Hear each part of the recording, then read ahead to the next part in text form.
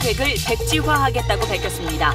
탈핵 국가로 가는 출발이라고 선언하고 건설 중인 신고리 5, 6호기의 중단 가능성도 시사했습니다. 정부가 부동산 과열을 진정시키기 위한 대책을 내놨습니다. 서울 모든 지역에서 아파트 분양권 전매를 금지하고 재건축 규제도 강화하기로 했습니다. 대출 관련 규제도 3년 전 수준으로 강화됩니다. 강경화 외교장관 임명은 국회를 무시한 것이라며 야선당이 강하게 반발하고 있습니다. 인사청문회 일정을 논의할 예정이었던 상임위가 줄줄이 파행됐습니다. 트럼프 미 대통령이 사드의 한국 배치 지연 논란에 경로한 것으로 알려졌습니다. 청와대는 한미 동맹 차원에서 약속한 내용을 근본적으로 바꾸려는 의도는 없다고 긴급 진화에 나섰습니다. 문정인 특보의 한미 군사훈련 축소 가능성 발언 파문에 대해 청와대가 엄중 경고하고 나섰습니다. 한미 관계에 도움이 안 되는 발언이라고 했는데 정상회담을 앞두고 파문 진화에 나선 것으로 보입니다. 재벌 회장 손자와 연예인 아들이 연루된 모 사립초등학교 폭행 사건에 대해 교육청이 현장 조사에 착수했습니다. 폭력에 쓰인 야구 방망이가 스티로폼으로 감싼 플라스틱이란 주장이 나오고 있는데 사실은 코너에서 짚어드립니다. 7년간 50차례 넘게 운행 중인 차에 고의로 부딪혀 피해자 행세를 하려 했던 40대가 구속됐습니다. 저 중상권 같은 게 없다 했더니 자기가 그 자리에서 기다릴 테니까 집에 가서 돈을 갖고 오라고. 피해자인 척 연기하다가 경찰에 신고하면 멈추는 장면이 CCTV에 고스란히 담겼습니다. 정부가 아산화질소를 넣은 이른바 해피벌룬을 환각물질로 지정해 판매를 금지하겠다고 밝혔습니다. 시행령 개정 절차가 진행 중인데 불법이 되기 전 마지막 기회라며 은밀한 거래가 확산하고 있습니다. 현장 취재했습니다. 김상조 공정거래위원장이 이번 주 4대 그룹 최고위급과 만납니다. 재벌 개혁을 몰아치듯 하지는 않겠다면서도 재벌이 스스로 모범을 보여야 한다고 고삐를 쥘 것으로 보입니다.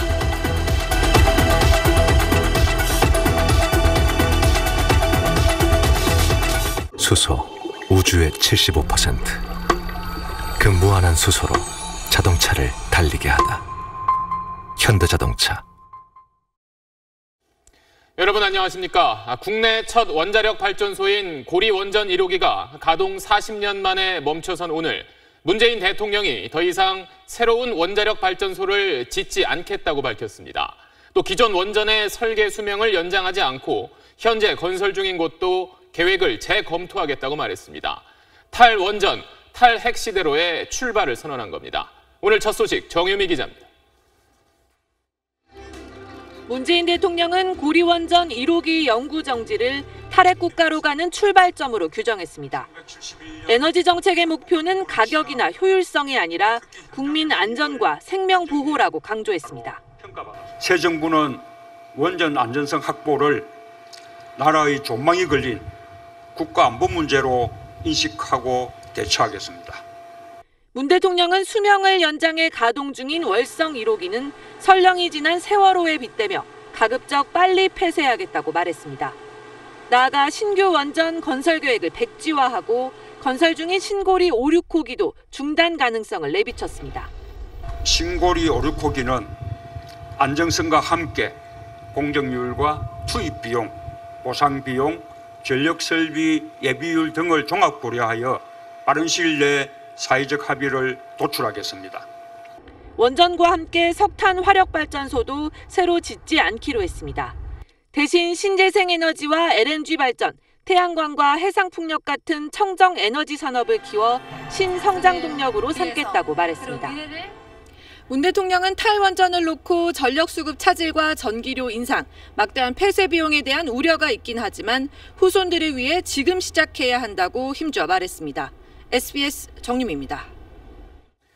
대통령의 오늘 선언은 우리나라 에너지 정책에 커다란 변화를 예고하는 겁니다. 가동을 멈춘 부산 기장군의 고리 원자력 발전소에 취재 기자가 나가 있습니다. 한승환 기자. 네, 고리 원전에 나와 있습니다. 네, 고리 원전 1호기는 현재 내부 시설 가동이 완전히 중단된 상태인가요? 네, 제 뒤로 보이는 곳이 고리 원자력 발전소입니다. 화면 오른쪽이 이번에 연구 정지된 고리 1호기고 순서대로 고리 2, 3, 4호기가 있습니다. 고리 1호기는 오늘 새벽 0시를 기점으로 연구 정지 판정을 받았지만 발전을 위한 설비가 가동을 멈춘 것이고 사용 후 해결료를 냉각하기 위한 설비는 앞으로 최소 5년 더 가동됩니다. 이곳은 내년 가동을 목표로 하고 있는 신고리 4호기와 현재 약 30%의 공사가 진행된 신고리 5, 6호기 부지도 위치한 곳인데요. 오늘 정부 발표로 이들 원전 계획도 수정이 불가피해 보입니다.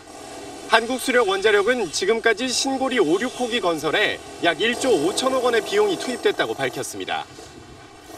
네, 그런데 원전이 우리나라 전력 생산의 상당 부분을 차지하고 있는 상황에서 에너지 정책의 전환이 쉬울 거냐, 가능할 거냐 이런 지적도 좀 있던데요. 네, 지난해 기준으로 우리나라 한 해 전력 생산량의 약 30%를 원자력 발전이 차지하고 있습니다. 약 30%를 원자력 발전이 차지하고 있습니다. 영구 정지된 고리 1호기를 포함해 우리나라 전체 원전 25기 가운데 절반에 가까운 12기가 오는 2030년 이전에 설계 수명이 만료됩니다. 그러니까 전력 생산량의 약 10%를 대체할 계획을 앞으로 15년 안에 세워야 합니다. 오늘은 일단 천연가스와 신재생 에너지의 발전 비중 확대라는 대원칙이 언급됐는데 보다 구체적인 계획 마련이 뒤따라야 할 것으로 보입니다. 지금까지 고리원전에서 SBS 한승환입니다. 사람들의 가장 큰 관심은 그러면 전기요금은 어떻게 되느냐 하는 점입니다. 정부 계획대로 원자력 발전의 비중을 줄이면 장기적으로는 요금 인상을 피하기 어렵다는 전망이 나오고 있습니다. 때문에 정부도 에너지 수급 대책 마련에 나섰습니다. 이 소식은 정연 기자입니다. 원자력 에너지의 킬로와트당 발전 단가는 68원으로 석탄 화력, 천연가스, 신재생 에너지보다 낮습니다. 정부의 계획대로 원전과 석탄 화력의 비중을 줄이면 그만큼 전력 생산 원가는 높아집니다. 또 천연가스 가격은 매우 변동성이 심합니다. 신재생 에너지 수급 안정성 문제도 함께 살펴봐야 할 것으로 생각합니다. 먼저 어쩔 수 없이 전력 가격 인상이 예상됩니다. 가정의 전기요금도 장기적으로 인상될 가능성이 높지만 정부는 전기 소비를 줄이는 정책을 통해 인상폭을 최소화한다는 계획입니다. 전기요금이 얼마만큼 변할 수 있느냐 하는 문제는 전기를 얼마큼 사용하느냐, 또 사용하는 전기를 어떤 발전소로 공급하느냐에 따라 달라집니다. 다만 정부가 산업용 전기요금 인상을 언급하면서 산업계 부담은 커질 것으로 보입니다. 산업용 전기요금을 재편하여 산업 부분에서의 전력 과소비를 방지하겠습니다. 세계 2위 원자력 발전 강국인 프랑스가 원전 비중을 50%로 줄이고 독일도 태양광 비중을 최대 50% 늘리는 등 탈원전은 전 세계적인 흐름입니다. 전문가들은 친환경 에너지 정책 전환은 환영하면서도 에너지 수급의 안전성을 담보할 정책 마련이 선행돼야 한다고 조언하고 있습니다. SBS 정연입니다. 고리 원자력 발전소의 경납고 속에는 원자로가 들어있습니다. 원자로에는 121개의 핵연료 다발이 있습니다. 가로 세로 각각 20cm, 높이가 4m인 이 핵연료 다발 속에는 또 각각 179개의 연료봉이 들어있습니다. 바로 이 연료봉 안에 있는 우라늄이 핵 분열할 때 나오는 열로 물을 끓이고 또 그걸로 터빈을 돌려서 전기를 만드는 방식입니다. 그렇다면 고리 원전이 영구 정지된 지금 이 사용 후 핵연료는 어떻게 처리될지 정구희 기자가 자세히 설명하겠습니다. 핵연료에 들어있는 농축 우라늄 덩어리입니다. 사용 전엔 사람이 만져도 문제가 없을 정도로 안전합니다. 그런데 발전을 하거나 하면 플루토늄이나 세슘 같은 방사성 물질이 나옵니다. 특히 핵폭탄의 원료인 플루토늄은 독성이 매우 강해서 사람이 접근만 해도 생명에 지장을 줄 수 있습니다. 때문에 사용 후 핵연료는 원자로에서 꺼낸 뒤 바로 옆에 있는 수조에 보관합니다. 물은 연료봉을 식힐 뿐만 아니라 방사선을 차단하는 역할을 합니다. 하지만 10년을 보관하더라도 연료봉을 수조에서 꺼내면 고독성 방사선을 내뿜을 뿐만 아니라 200도 정도의 고온을 유지합니다. 핵연료 속 플루토늄이 천연 우라늄만큼 안전해지려면 무려 30만 년이 걸립니다. 때문에 사용 후 핵연료는 수조나 중간 저장 같은 임시 저장이 아닌 영구 처분이 필요합니다. 접근이 불가능한 깊이 500m 이상의 땅 속이나 빙하 속에 묻는 겁니다. 핀란드가 세계 최초로 지하에 영구 처분장을 만들고 있습니다. 이런 물질은 절대 우리 사회 또는 생활 공간에 있어서는 안 되죠. 현재로서는 그 지하 처분이라고 하는 게 가장 좋아하는 방법 중에 하나죠. 우리나라는 2053년 영구 처분장 가동을 목표로 2028년까지 부지를 선정할 계획입니다. 사용 후 해결료에서 고독성인 플루토늄 등을 제거하면 보관 기간을 300년까지 줄일 수 있지만 이런 재처리는 한미 원자력 협정에 막혀 있습니다. SBS 정구입니다. 다음 소식입니다. 앞으로는 서울 지역의 아파트 분양권을 입주 전에 사고 파는 행위가 금지됩니다. 오늘 이후부터 입주자 공고를 내는 모든 아파트에 해당됩니다.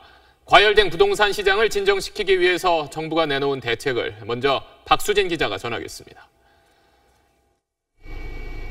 지금까지 서울 강남 4구가 아닌 지역에선 아파트 분양권을 일정 기간이 지난 후부터 사고 팔 수 있었습니다. 그러다 보니 실거주보다는 분양권을 되팔아 단기 이익을 챙기려는 투기 수요가 기승을 부렸습니다. 실제 서울 분양권 거래량은 지난달 역대 최다인 1,145건까지 늘어나는 등 급증 추세입니다. 정부는 서울 모든 지역에서 아파트 분양권을 사고 파는 행위를 분양받은 사람이 입주할 때까지 금지하기로 했습니다. 분양권 전매 금지는 오늘 이후 입주자 공고를 내는 아파트부터 적용됩니다.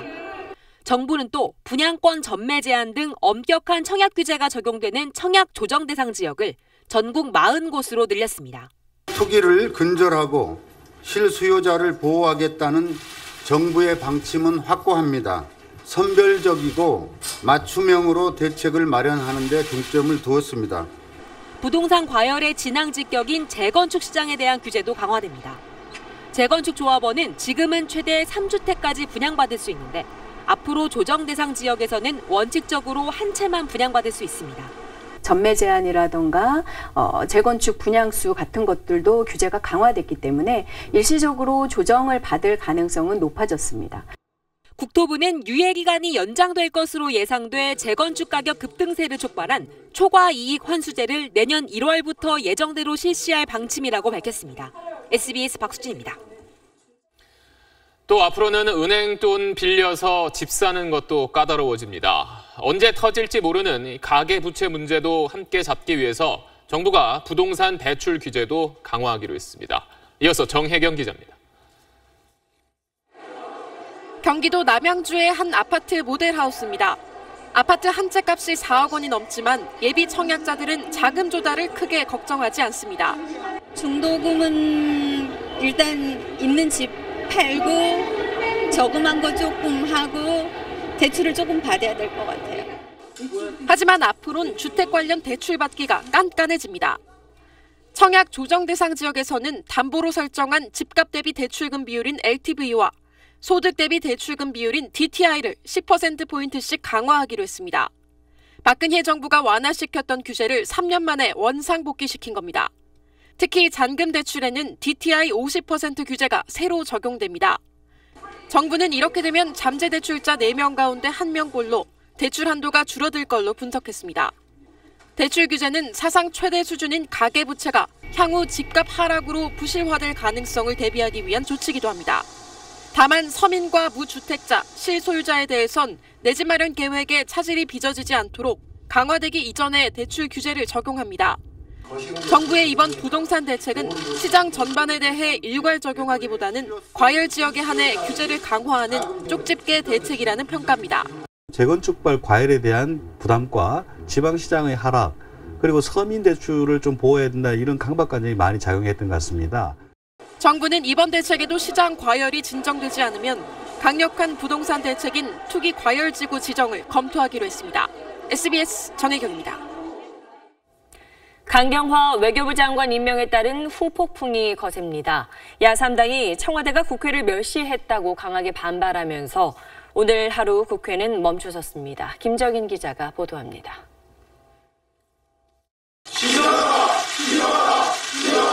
자유한국당은 강경화 외교부 장관 임명에 대한 야당의 반대를 선전포고, 전쟁이라고 표현한 건 유감스럽다며 대통령의 사과를 촉구했습니다. 국회 무시, 국민 무시, 야당 무시에 대해 강력하게 규탄하면서 대통령의 사과와 합당한 조치를 요구합니다. 국민의당은 이른바 친문, 보은, 코드 인사로 청와대가 새로운 적폐를 만들고 있다며 비판 수위를 높였습니다. 국정농단 세력이 국정을 운영했던 정권교체 이전의 행태와 뭐가 다른 것인지 이것은 오히려 신국정농단이라고 생각을 합니다.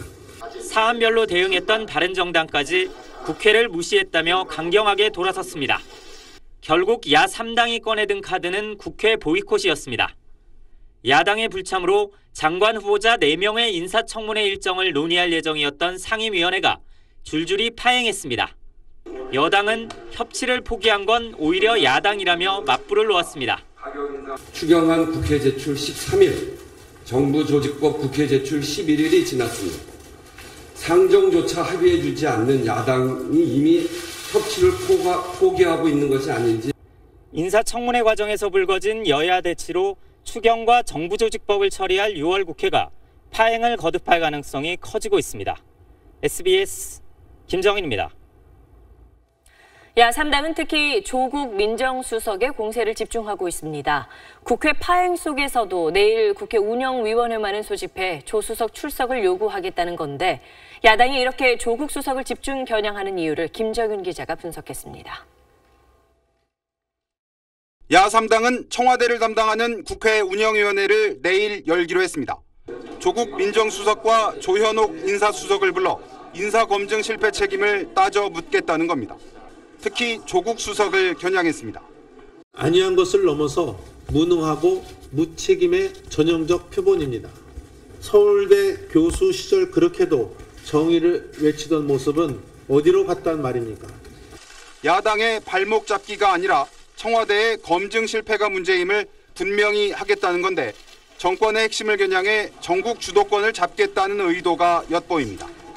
자유한국당의 한 고위 인사는 문재인 정권이 소통과 개혁이라는 이미지를 내세우는 정권인데 그 상징인 조국 수석만 잡으면 고공행진하는 정권 지지도도 금세 내리막길을 걸을 것이라고 속내를 말하기도 했습니다. 여권은 지금은 무너진 인사 시스템을 바로잡는 과정이라며 조 수석 구하기에 적극 나서고 있습니다. 인사검증 시스템이 무너진 것이 아니라 이명박 박근혜 정부에서 완전히 붕괴된 인사검증 시스템을 새로 구축하는 시기이다. 특히 청와대는 조 수석이 안경환 후보자의 몰래 혼인 사실을 알고도 묵살했다는 의혹을 반박하며 조 수석 출석에 부정적인 입장을 밝혔습니다. SBS 김정윤입니다. 미국을 방문하고 있는 문정인 대통령 통일외교안보 특보의 한미 군사훈련 축소 등 발언과 관련해 파문이 커지고 있습니다. 청와대는 한미 관계에 도움이 안 되는 발언이라며 문 특보에게 엄중 경고했다고 밝혔습니다. 이한석 기자입니다. 청와대가 오늘 오전 비공식 브리핑을 자청해 문정인 대통령 통일외교안보 특보와 전화통화한 내용을 공개했습니다. 문 특보의 발언은 한미 관계에 도움이 되지 않는다고 엄중하게 전했다고 밝혔습니다. 문 특보는 지난 16일 미국에서 열린 세미나에서 북한이 핵과 미사일 도발을 중단하면 한미 합동 군사훈련을 축소할 수 있다고 말했습니다. 북핵 폐기를 대화 조건으로 내건 미국의 입장과 달라서 한미 간 대북 공조가 흔들릴 수 있다는 우려가 나오자 청와대가 경고장을 보낸 겁니다. 청와대는 문 특보의 발언이 청와대와 사전 협의를 거쳤다는 의혹도 조목조목 반박했습니다. 문 특보가 출국 직전 정의용 안보실장을 만났다고는 인정했지만 상견례 차원이었고 문재인 대통령과의 사전 조율도 없었다고 밝혔습니다. 대북 정책은 한미 간의 긴밀한 협의를 통해 결정될 사안이지 한 사람의 말로 실행되는 건 아니라고 선을 그었습니다. 오늘 취임한 강경화 외교장관도 문 특보의 개인 의견일 뿐이라며 북핵 문제에서의 굳건한 한미 동맹을 강조했습니다. 청와대는 또 한 명의 통일외교 안보 특보인 홍석현 특보가 개인적인 이유로 사의를 밝혀와 해촉 절차를 밟고 있다고 밝혔습니다. SBS 이한석입니다. 청와대가 엄중 경고했지만 문정인 특보가 대통령의 통일외교안보 분야 멘토라는 점에서 왜 이런 발언이 나왔는지 해석이 분분합니다. 야당은 문 특보의 사퇴를 주장했고 여당은 문 특보를 옹호하기도 했습니다. 정영태 기자입니다. 문정인 특보 발언 가운데 특히 주목받는 부분입니다. 전략무기의 전진 배치, 한반도 전진 배치에 대해서 우리가 하향 조정을 할 수도 있다는 거죠. 그런 무력 시위를 북한도 하지 않고 미군도 안 했으면 좋겠다는 거고. 북한은 핵 개발과 미사일 도발을 멈추고 한미는 연합훈련 때 항공모함이나 폭격기 같은 전략무기를 전진 배치하지 말자는 겁니다. 문 특보는 문 대통령이 후보 시절부터 말해온 방안이라며 더 힘을 실기도 했습니다. 핵 동결하고 그 핵 동결이 충분히 검증된다면 그러면 거기에 상응해서 우리도 한미 간의 군사훈련을 조금 조정하거나 축소한다든가. 문 특보가 대통령의 통일 외교안보 멘토라는 점에서 한미 정상회담을 앞두고 미국 측 반응을 미리 떠보거나 협상력을 높이기 위해 계산된 발언을 한 것이란 분석도 나왔습니다. 하지만 청와대가 문 특보에게 엄중 경고의 메시지를 전달했다는 점에서 청와대와 사전에 조율됐을 가능성은 크지 않다는 게 일반적인 분석입니다.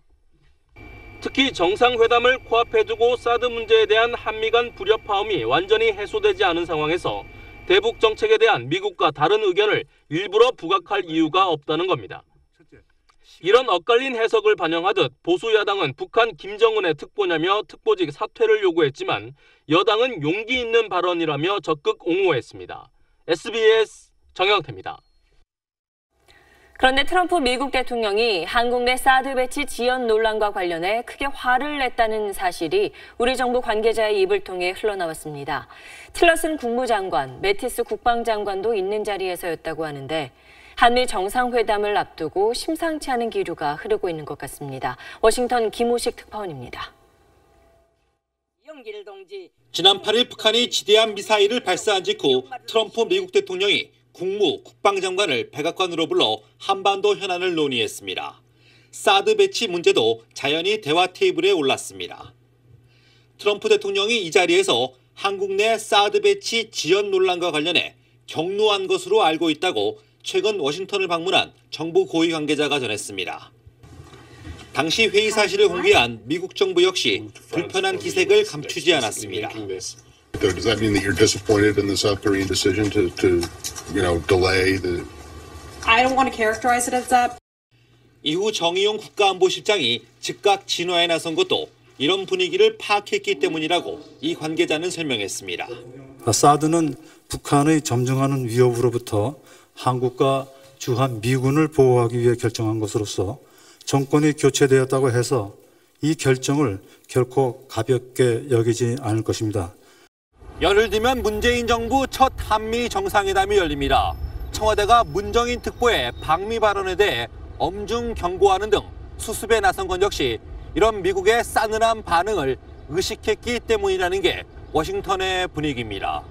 워싱턴에서 SBS 김무식입니다. 사흘 전 SBS가 보도한 사립초등학교 폭행 사건을 둘러싸고 비난 여론이 커지자 교육당국이 오늘부터 특별 장학에 들어갔습니다. 피해자는 있는데 책임지는 가해자는 아무도 없는 학교 측의 조사 결과가 적절했는지 현장 조사를 벌인 뒤에 문제가 드러나면 즉시 감사에 들어간다는 방침입니다. 먼저 장훈경 기자입니다. 수련회 9일 전 피해 아동 류모군의 어머니가 담임교사에게 보낸 문자 메시지입니다. 류군이 같은 반의 두 어린이에게 괴롭힘을 당하는 것 같으니 잘 살펴달란 내용입니다.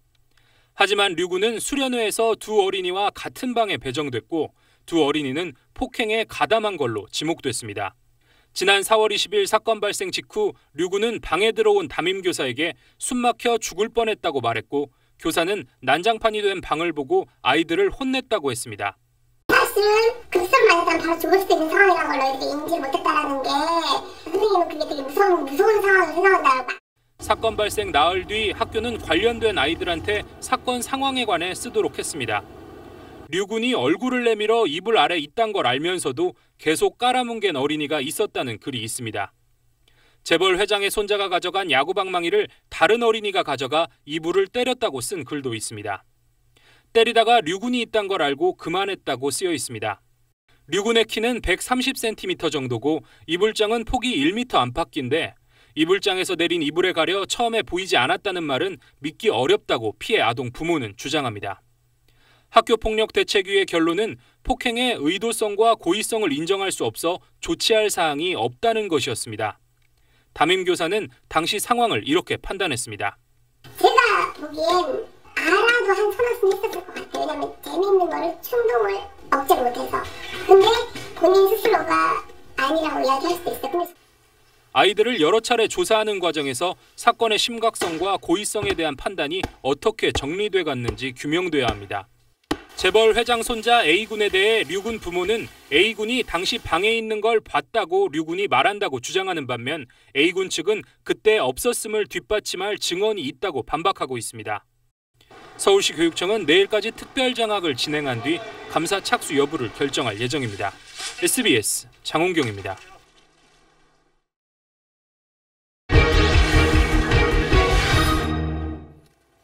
네, 그럼 사실은 코너에서 기획취재부 박세용 기자와 함께 이 사건에 대해서 좀 더 자세히 알아보겠습니다.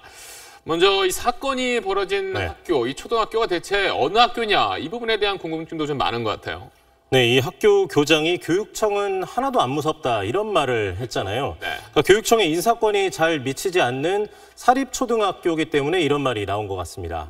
국회 제출 자료를 보시면 2014년 학비인데요. 입학금이 100만 원 그리고 수업료가 560만 원 정도 됩니다. 꽤 비싸네요. 네, 학생 수가 적고요. 또 교육의 질이 좋다 보니까 재벌가 아이들이나 아니면 연예인들 자녀들이 많이 입학하는 그런 곳입니다. 지난 금요일, 그러니까 지난주 금요일에 보도가 나간 뒤에 탤런트 윤소나 씨가 해명을 내놨는데 사실 이것도 좀 논란이 됐어요.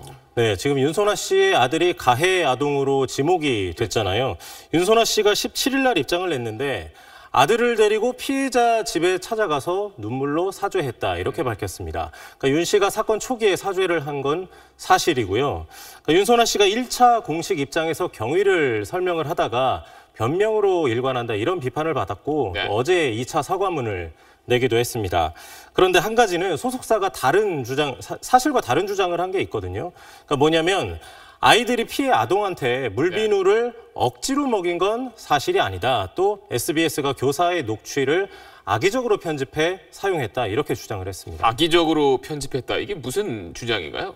뭐 사실과는 일단 다르고요. 저희가 보도했던 내용은 이 물비누를 억지로 먹인 게 아니라 이 물비누를 바나나 우유로 착각을 해서 그러니까 속아서 먹었다는 피해 아동의 주장을 전한 것뿐이고요. 또 속여서 먹이려고 했다라는 거죠? 속아서 먹었다는 얘기입니다. 그리고 교사 녹취를 악의적으로 편집했다는 것도 사실과 다릅니다. 소속사는 잘못을 인정을 하고 정정을 했습니다. 그리고 이 기사에서 많은 분들이 좀 분노하는 부분이 아이를 이불로 이제 덮어놓고 여러 명이 이제 야구방망이로 때렸다. 그래서 도대체 이 야구방망이가 뭐냐 이 부분에 대한 좀 그 사람들의 관심도 많은 것 같은데. 네, 그 이불이 덮인 상태에서 야구방망이로 때렸다는 진술이 있잖아요. 지금 저 화면 뒤편에 보이는 뭐 흐립니다만 까만색으로 보이는 야구방망이인데. 학교 측이 피해 아동의 부모한테 공개를 한 겁니다. 어린이용 야구 배트로 보이거든요. 근데 저 방망이를 이 재벌 회장 손자가 이 수련 회장에 갖고 간 겁니다. 윤소나 씨 측의 입장은 스티로폼으로 감싼 플라스틱 방망이다 이렇게 표현을 했고요. 아이들이 흔히 갖고 노는 거고 이 심각한 그러니까 치명적인 위해를 가할 수 있는 무기는 아니다 이런 입장을 밝힌 바가 있습니다. 근데 이 방망이를 가져간 아이의 그 어머니라는 사람이 저희 취재진에게 말한 바로는 학교에서 애들이 야구팀을 만들었는데 아들이 야구 배트를 사달라고 해서 구해준 거다 이렇게 말을 했습니다. 그러니까 아이들이 쓰는 야구 용품이라는 뜻입니다. 실제 야구할 때 쓴다는 건가요? 그렇습니다. 근데 하지만 이제 이불을 덮어놓고 때렸다는 사실이 중요한 거지 야구 배트의 소재는 본질적인 부분이 아니다. 이런 의견들도 상당히 많았습니다. 네, 그리고 저희가 뭐 방금 리포트에서 전해드렸지만 교육청이 오늘부터 현장 조사에 들어갔는데 보도가 나간 뒤에 학교 쪽의 반응은 어땠나요? 네, 학교 측은 수련회 뒤에 학교 CCTV에 녹화된 영상을 돌려보니까 피해 아동의 모습을 봤더니 활발하게 잘 놀고 있어서 학교 폭력의 피해자로 보기는 어렵다. 이렇게 주장을 했습니다. 하지만 아이를 진단했던 정신과 의사의 얘기는 달랐거든요. 한번 들어보시죠. 네. 주된 증상은 악몽, 불안. 그 아이는 그 학교 폭력 상황 자체를 굉장히 크게 큰 상처로 받아들였다는 것이 이제 확인이 되었죠. 예, 뭐 친구들과 잘 노는 것처럼 보이지만 사건이 남긴 트라우마가 심각하기 때문에 치료가 필요하다, 이런 진단이었습니다. 네, 좀 정확한 진상 조사가 있어야겠네요. 잘 들었습니다. 네, 다음 소식입니다. 엘리베이터가 도착하지도 않았는데 출입문이 열리면서 엘리베이터를 타려던 30대 한 명이 5m 아래로 떨어져 숨졌습니다. 사고가 난 엘리베이터는 일주일 전에 안전점검에서 문제가 있다는 지적을 받았었습니다. KNN 정기영 기자입니다. 경남 창원시의 한 상가 입구입니다. 남자 3명이 엘리베이터를 잡으려 합니다. 버튼을 계속 누르던 한 남자가 갑자기 밖으로 뛰어나갑니다. 엘리베이터 문이 열리며 2명이 아래로 떨어진 것입니다. 승강기가 도착하지 않은 상태에서 엘리베이터를 타려 한 피해자들은 바로 5m 아래로 추락했습니다. 승강기가 없다는 것을 알지 못한 상태에서 허공에 발을 디딘 것입니다. 근데 소리가 큰 소리가 나고 와서 무슨 소리가 났어요. 119 경찰이 오고 난 다음에 항상 이렇게 이 사고로 30살 A씨가 숨지고 B씨는 부상을 입었습니다.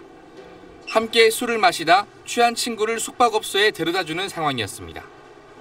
경찰은 오늘 국과수, 승강기 안전공단 등과 함께 합동감식을 벌였습니다. 사고가 난 엘리베이터는 지난 12일 승강기 안전공단의 안전점검을 받았고 보안을 거치라는 조건부 승인을 받은 상태였습니다. 경찰은 승강기가 오작동을 일으킨 것인지 인위적인 조작이 있었는지 여부 등을 조사하고 있습니다. KNN 정경입니다. 천천히 달리는 차에 일부러 부딪힌 뒤에 합의금을 요구해온 40대가 구속됐습니다. 살짝 차에 부딪혀놓고는 크게 다친 것처럼 연기를 했는데 성공 확률이 그렇게 높진 않았습니다. 이혜미 기자입니다. 흰색 차량을 향해 한 남성이 슬그머니 다가갑니다. 서행하는 승용차 뒷바퀴에 슬쩍 발을 밀어넣더니 차를 밀쳐내는 척하다 아예 도로 위에 누워 굴러버립니다. 45살 이모 씨는 차에 팔이나 발을 갖다 대 사고를 낸 뒤 마치 피해자인 것처럼 연기했습니다. 오가는 차량이 제 속도를 내지 못하는 이런 이면도로나 붐비는 골목에서만 사고를 냈습니다. 차량에 부딪혀도 크게 다치지 않기 위해서 머리를 쓴 겁니다. 운전자에겐 치료비만 주면 없던 일로 하겠다며 합의를 요구했습니다.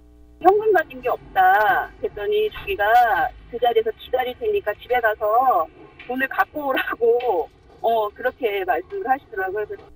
운전자가 경찰에 사고를 신고하면 다친 데가 없다며 바로 달아나거나 없던 일로 하겠다며 경찰의 출석 조사 요구를 거부했습니다. 경찰 조사 결과 이 씨가 피해자로 접수된 교통사고만 서울 영등포와 경기 안산 일대에서 7년간 54건에 달했습니다. 이 가운데 합의금을 받은 건 단 2건, 46만 원이었습니다. 소액이라고 할지라도 선뜻 응해줬을 때는 추가적인 합의 등으로 큰 곤욕이 따를 수 있으니 고의 사고가 의심되면 바로 신고를 해야 피해를 최소화할 수 있습니다. 경찰은 신고 안 된 피해가 더 있을 것으로 보고 상습 사기 혐의로 이 씨를 구속했습니다. SBS 이혜미입니다. 얼마 전 8시 뉴스에서도 전해드렸던 이른바 해피벌룬입니다. 안에 들어있는 아산화질소를 들이마시다 숨지는 사고까지 나면서 정부가 지난 7일 환각물질로 지정해 판매를 금지하겠다고 발표했습니다.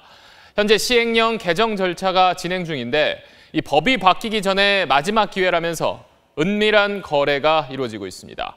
그 현장을 김기태 기자가 취재했습니다. 해피벌룬을 파는 것으로 알려진 서울의 한 대학교 앞 주점입니다. 최근 판매를 중단했지만 찾는 사람은 끊이질 않는다고 말합니다. 요새도 해피벌룬 찾는 사람들이 좀 많나요? 많죠. 궁금하니까. 사람들이 하지 말라면 더. 밤이 되면 주점 앞에는 해피벌룬을 파는 노점상도 있었습니다. 합법화가 되기 전에 사라고 하면서 대놓고 팔았었습니다. 이렇게 공개된 곳에서 해피벌룬 판매는 눈에 띄게 줄었습니다. 하지만 인터넷과 SNS에서는 사정이 반대입니다. 해피벌룬으로 검색해보니 최저가를 약속한다는 판매글이 여러 개 올라와 있습니다. 불법이 되기 전 마지막 기회라며 은근히 부추기기도 합니다. 해피벌룬을 만드는 도구들까지 버젓이 거래되고 있습니다. 한쪽 막 뉴스에 난리 나고 막 그래가지고 네, 그래갖고 안 쓰다가 우리가 남아서 그냥 완전 새 제품이에요.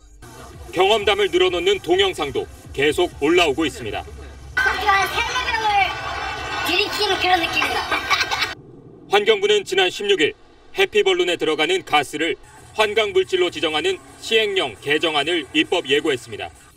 그러나 행정 절차가 남아있어 8월은 돼야 본격적인 단속과 처벌이 가능할 전망입니다. SBS 김기태입니다. 최근 경남 양산의 밧줄 절단 사건과 또 충북 충주에서 인터넷 수리기사를 흉기로 찔러 숨지게 한 사건은 모두 감정 조절이 되지 않아서 발생한 분노 범죄라고 할 수 있습니다. 여기 분노 조절 장애가 있는 환자의 뇌 MRI 사진과 일반인의 뇌 MRI 사진을 보면 차이가 있는 걸 알 수가 있습니다. 제때 확인하면 치료가 가능하지만 그렇지 않으면 누구나 잠재적인 가해자가 될 수 있다고 합니다. 조동찬 의학 전문 기자입니다. 평소 인터넷이 느리다고 불만이던 터에 수리하러 온 기사를 흉기로 찔러 숨지게 한 50대 남성. 이 남성은 10년 전부터 불만이 쌓였고 업체 직원을 죽일 수 있다는 생각을 오래전부터 했다고 경찰에서 진술했습니다. 분노 표출을 여러 번 한 경험이 있다면 아마 그분은 분노 조절과 관련해서 어떤 장애를 갖고 있고 이 남성이 치료 기회를 놓쳤던 게 원인일 수 있다는 겁니다. 아파트 외벽 도색 작업을 하던 작업자들이 틀어놓은 음악이 거슬린다며 밧줄을 끊어 숨지게 한 40대 남성. 정신분석 전문가는 이 남성이 범행 직전에 마신 소주 한 병에 주목했습니다. 자제력에 영향을 미칠 수 있는 술이든지 아니면 극심한 피로라든지. 평범한 사람도 술을 마시거나 수면이 부족하면 분노 행동이 쉽게 나타난다는 겁니다. 하지만 분노 폭발은 컵에 물이 가득 채워져야만 넘치는 것과 같은 이치입니다. 똑같은 양의 물을 부어도 물을 비워낸 컵은 넘치지 않듯이 평소에 화가 내면에 축적되지 않게 잘 풀어내야만 폭발을 예방할 수 있습니다. 분노한 사람을 자극하지 않는 것도 중요합니다. 분노 범죄자들의 주된 범행 촉발제는 무시당했다는 느낌이었습니다. SBS 조동찬입니다. 자사고와 외고가 폐지된다는 소식에 교육 현장에 혼란이 커지고 있습니다. 당장 몇 달 뒤에 입학 원서를 써야 하는 중3 학생들은 고민에 빠졌고 또 지금 자사고에 다니고 있는 학생과 그 학부모들도 앞으로 어떻게 될지 불안해하고 있습니다. 노유진 기자가 취재했습니다. 뚫어져라 쳐다보고 하나라도 놓칠세라 적어놓고 그것도 모자라 사진도 찍습니다. 자사고 설명회에 모인 중학생 학부모들입니다. 당장 10월이면 원서를 써야 할 텐데 자사고가 폐지된다는 소식만 들릴 뿐 구체적인 계획이 안 나오다 보니 고민과 불안감은 최고조입니다. 아니 탈강남을 해야 되나 그런 것도 약간 고민되는 것도 있거든요. 현재 자녀가 자사고에 다니는 학부모 불안감은 더 큰 상황. 급기야 서울시 교육감 면담까지 요구하고 나섰습니다. 아이들이 다니는 학교잖아요. 정치에 따라서 학교가 움직이면 절대 안 됩니다. 저희가 무슨 잘못을 했나요? 자사고가 외고가? 전문가들까지도 의견이 분분한 상황입니다. SBS가 유명 학원과 고교 진학교사 30여 명에게 외고, 자사고를 폐지하면 어떻게 될지 물었습니다. 입시학원들은 자사고와 외고로 갔던 학생들이 다시 강남 등 교육특구로 몰릴 것으로 봤습니다. 내신 경쟁도 치열해져 사교육이 더 늘어날 걸로 전망했습니다. 반면 진학교사들은 일반고만 남게 돼 고교 서열화가 사라지고 고입 대비 부담이 줄어 사교육비가 줄 것으로 예측했습니다. 자사고와 외고 폐지에 대한 구체적인 방안이 나오기 전까지는 교육 현장의 혼란은 계속될 것으로 보입니다. SBS 노유진입니다. 김상조 공정거래위원장이 기자간담회를 열고 일감 몰아주기 같은 대기업의 불공정 내부 거래에 대해 엄격한 법 집행 계획을 밝혔습니다. 김 위원장은 이번 주 삼성, 현대차, SK, LG 등 4대 그룹 최고위층을 만나 재벌 개혁 방향을 설명하기로 했습니다. 박민아 기자입니다. 김상조 공정거래위원장과 4대 그룹과의 만남은 이르면 22일 이루어질 전망입니다. 4대 그룹 중 총수가 부재 중인 삼성그룹 등의 사정을 감안할 때 최고위급 전문 경영인들이 참석할 것으로 보입니다. 김 위원장은 일방적인 규제를 통한 재벌 개혁보다 재계가 자발적으로 상생 협력에 나설 것을 촉구할 예정입니다. 재벌 개혁을 몰아치듯이 때리듯이 그렇게 진행하지는 않겠다라는 어떤 취지를 분명히 말씀을 드리겠고요. 하지만 대기업의 불공정 행위에 대해선 단호한 대처 의지를 밝혔습니다. 현재 대기업의 내부 거래에 대한 조사가 진행 중이라면서 법 위반 혐의가 발견되면 철저히 대응하겠다고 말했습니다. 공정거래위원회를 비롯한 행정부가 갖고 있는 수단을 통해서 적절한 조치를 취할 것임은 분명합니다. 실제로 10대 그룹 소속 591개 계열사 가운데 3곳 중 한 곳은 다른 계열사로부터 받은 일감이 매출의 절반 이상을 차지하는 것으로 조사됐습니다. 돈이 될 만한 것은 친인척들에게 다 줘버립니다. 그러면은 경쟁의 기회가 없어지는 것이죠. 혁신이 일어나지 않고 경쟁력이 약화되는 이유 중에 하나도 이런 무차별한 사익 편취를 위한 내부 거래 때문이다. 김 위원장이 부당한 갑을 관계에 대해서도 이미 조사 중이라고 밝히면서 외식 프랜차이즈 업계와 대형 유통업체들도 바짝 긴장하고 있습니다. SBS 박민아입니다. 오늘 전국 법관 대표자 회의가 8년 만에 열려 전국 법원 판사 100명이 모였습니다. 판사 관련 논란에 대해 자체적으로 추가 조사를 결의했는데 현장에 취재 기자 나가 있습니다. 류랑 기자. 네, 사법연수원에 나와 있습니다. 네, 판사 회의 끝났습니까? 네, 조금 전인 저녁 8시쯤 전국 43개 법원 소속 판사 100명이 모여 9시간에 걸쳐 진행한 전국 판사 대표자 회의가 종료됐습니다. 마지막까지 대법원장과 법원행정처를 견제하기 위해 오늘과 같은 판사 회의를 제도화, 상설화할 것인지에 대한 집중 토론이 진행됐습니다. 하지만 일각에선 판사 회의를 상설화할 경우 사실상 법관 노조가 되는 게 아니냐는 시각도 있어 논란이 예상됩니다. 오늘 판사 회의에서 추가 조사를 결의한 내용은 뭡니까?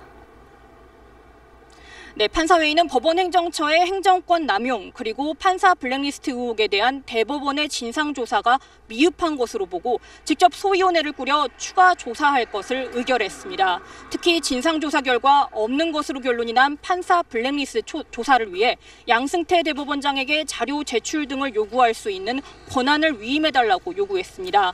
또 법원행정처에서 사용한 일부 컴퓨터와 저장 매체 보존도 함께 요청했습니다. 이런 판사들의 요구를 대법원장이 받아들이지 않으면 어떻게 되는 거죠? 네, 판사들은 이런 요구에 강제력이 없다는 점을 인정하면서도 전체 법관 대표자들의 결정이라는 무게감과 상징성을 대법원장이 무시할 수 없을 것이라는 입장입니다. 또한 2차 전국 법관 대표자 회의를 다음 달 24일 열기로 하고 이 자리에서 추가 조사 결과를 보고하기로 했습니다. 지금까지 사법연수원에서 SBS 유란입니다. 올 들어 세 차례나 이슬람 극단주의자들의 테러가 발생한 영국에서 또 차량을 이용한 테러가 일어났습니다. 1명이 숨지고 10명이 다쳤는데 이번엔 이슬람 교도들을 겨냥한 보복 테러로 보입니다. 한세연 기자가 보도합니다. 한 남성이 시민, 경찰들과 한데 엉켜 거칠게 몸싸움을 합니다. 이 남성은 소리를 지르며 이슬람 교도들에 대한 적대감을 쏟아냅니다. 현지 시각 오늘 새벽 영국 런던에서 발생한 차량 테러 용의자가 현장에서 붙잡힌 겁니다. 런던 북부 이슬람 교도 밀집 지역으로 차를 몰고 나온 용의자는 갑자기 방향을 틀어 행인들이 있던 인도를 덮쳤습니다. She's there crying. There's one guy, blood running down his head. There's very horrific scenes. 한 명이 차에 깔려 숨지고 10명이 다쳤습니다. 목격자들은 현장에서 체포된 48세 백인 남성 이외에도 공범이 2명 더 있었다고 전했습니다. 테러 현장이 이슬람 사원에서 100m 남짓 떨어진 곳이었고 희생자가 모두 기도를 마치고 나오던 이슬람 교도들이어서 경찰은 이들을 겨냥한 보복 테러로 보고 있습니다. This is being treated as a terrorist attack and the Counter-Terrorism Command is investigating. 영국 무슬림위원회는 무슬림을 향한 증오 범죄라며 이슬람 사원 주변에 대한 경계 수위를 높여달라고 당국에 요청했습니다. 세 차례 걸친 이슬람 극단주의자들의 테러에 이어 보복 테러 가능성까지 제기되면서 영국은 다시 충격에 빠져들고 있습니다. SBS 한세연입니다. 벌써 한여름 같은 무더위가 이어지고 있는데 백두산 천지에 꽁꽁 얼었던 얼음은 이제야 녹기 시작했습니다. 장백폭포를 거쳐 압록강, 두만강으로 이어지며 생명의 젖줄이 되는 눈 녹은 천지의 장관이 공개됐습니다. 베이징 정성엽 특파원입니다. 하얀 눈옷을 벗어던진 백두산이 천지의 초록 물빛을 드러냅니다. 해발 2100m에 위치한 청정연못의 깊은 빛은 하늘인지 바다인지 구분하기 힘듭니다. 아직 자리를 내주기 싫은 얼음은 수정처럼 투명한 가시를 드러내며 심술을 부려보지만 1급 청정수가 가득한 천지 곳곳엔 이름 모를 생명체들이 자리 잡았습니다. 일주일 만에 모습을 바꾼 백두산은 관광객들을 한순간에 사로잡았습니다. 산산이 갈라진 얼음 덩어리는 바람 따라 천지의 하나뿐인 출구로 흘러나갑니다. 这条河是连接长白山天池与长白山瀑布的唯一一条河。 장백폭포가 오랜만에 물줄기를 뿜어냈고 폭포에서 떨어진 물줄기는 송화강과 압록강, 두만강으로 갈라집니다. 천지 청정수가 흘러간 자리는 백두산에서만 자라는 30여 종의 고산식물을 비롯해 2천여 종 식물의 터전이 됩니다. 중국 정부는 백두산 관광이 편리해질 수 있도록 천양에서 백두산으로 가는 직통 고속철을 올해 안에 건설하는 등 이 관광지 개발에 박차를 가하고 있습니다. 베이징에서 SBS 정성엽입니다.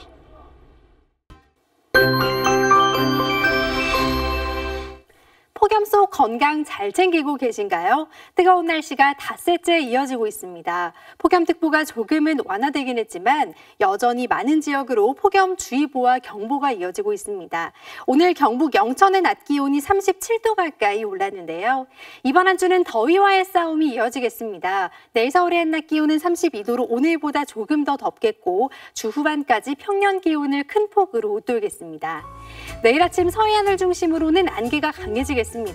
수도권과 충청도는 오전까지 미세먼지 농도가 높겠습니다. 강원과 경북 북부지방은 오후 한때 5mm 안팎의 소나기가 지나겠고 제주 지역은 최고 20mm 안팎의 비가 올 것으로 보입니다. 이번 주 내내 30도를 웃돌다가 주말에 비가 내립니다. 비가 내리면서 더위를 식혀줄 것으로 보입니다. 날씨였습니다. SBS가 지난주 금요일 초등학교 폭력 사건을 처음 보도한 건 어린 학생들의 잘잘못을 가리자는 데 뜻이 있는 게 아니었습니다. 학교 측의 조사 결과가 납득하기 어렵다는 판단 때문이었습니다. 보도 이후 파장이 커지면서 서울시 교육청이 오늘 진상조사에 들어갔습니다. 정직을 가르쳐야 할 학교가 사실을 왜곡해서 결론 짓지 않았는지 철저하게 밝혀내길 바랍니다. 월요일 8시 뉴스 마치겠습니다. 고맙습니다.